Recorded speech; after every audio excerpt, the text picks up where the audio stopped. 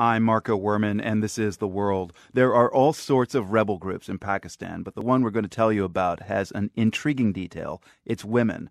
I'm speaking of the nationalist rebels from the Baloch ethnic group. For several years, their guerrillas in Pakistan's southwest province have pulled off increasingly daring attacks. Not long ago, they shocked the country by destroying the historic residence of Pakistan's founding father, Muhammad Ali Jinnah.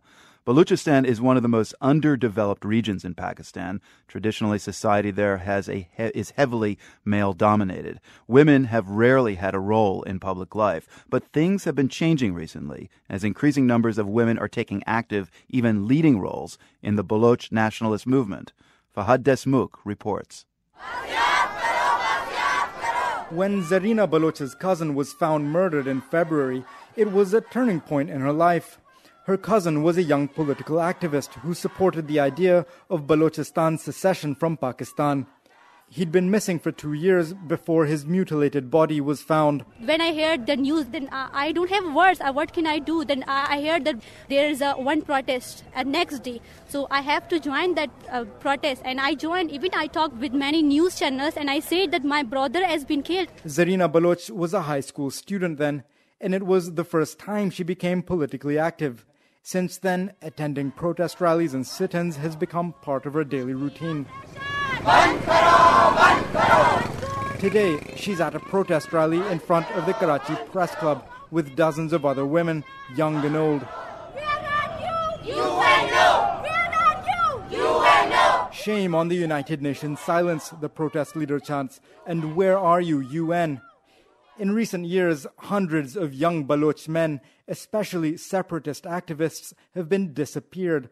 Their bodies have sometimes been found days, months, or years later, often mutilated. Human rights organizations point the finger at the military and intelligence agencies. Baloch nationalists have complained for decades of ethnic discrimination and exploitation by the Pakistani state. But the recent state-sponsored violence has transformed the struggle from a demand for more rights into a movement for outright secession. And increasingly, women like Zarina are playing more active roles in that movement. Mama Qadir Baloch heads a rights group called Voice for Baloch Missing Persons. Baloch society has traditionally been heavily segregated. Women rarely leave the home, and when they do, it's only for education. But ever since this barbarity of abducting and killing and military operations started, women have started to take to the streets to raise their voices in protest. And that's what's so striking. In a region where women are, for the most part, neither seen nor heard, they're now not just silent supporters of the separatist movement, they've become its leaders. And while there are no confirmed reports yet of women joining the armed struggle as fighters, some suggest that time isn't far off.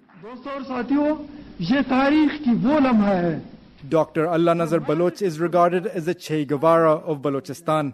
He's a gynecologist turned guerrilla commander, now leading the armed rebellion in the mountains of Balochistan. This is him speaking at a student conference a few years ago.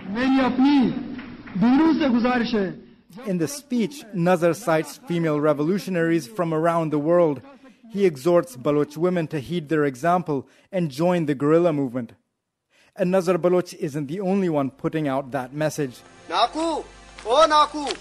Huh? This is a recent Balochi language feature film called Jageen that glorifies the Baloch insurgency and vilifies the Pakistani military. Near the end of the movie, the outnumbered rebels decide to surrender. A woman calls them cowards and says she'll take up arms and fight for the cause. In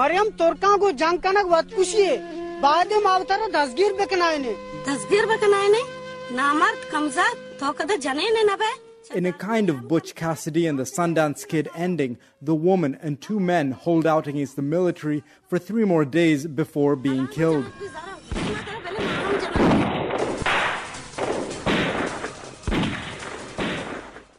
Naila Qadri used to be an assistant professor at the University of Balochistan and is now one of the most prominent female political activists from Balochistan. At one point, she was hounded by authorities and had to go into hiding. She's been in exile in Afghanistan since 2010, where she heads the World Baloch Women's Forum. In 1 month, 9 military raids on my home. For 5 years in Balochistan, we were not able to live together as a family. I was all the time hiding myself here and there and working. It was first time in Baloch history that a girl is active in politics. Before me, there was no one. Qadri says her nationalist struggle isn't just about changing politics in Balochistan, but is aiming for a deeper change in Baloch society. In the other parts of the world, women go for shopping, women go freely for education, for jobs and other things. But in Baloch society, we live in a tribal society where mobility for women is very strict. And here, this grand involvement of women in nationalist movement and freedom movement means a lot. Protester Zarina Baloch agrees. She knows she too is likely a marked woman. But she says, essentially, if not me, then who will fight for the rights of Baloch people and of women? Some of my family, they're scared. They say, a girl, what are you going to do? I said, I have to do because I have to do something for my nation. I have to do something for my brother. I have to do something for my father. If today I'll not do it, then the time will come when I will be killed.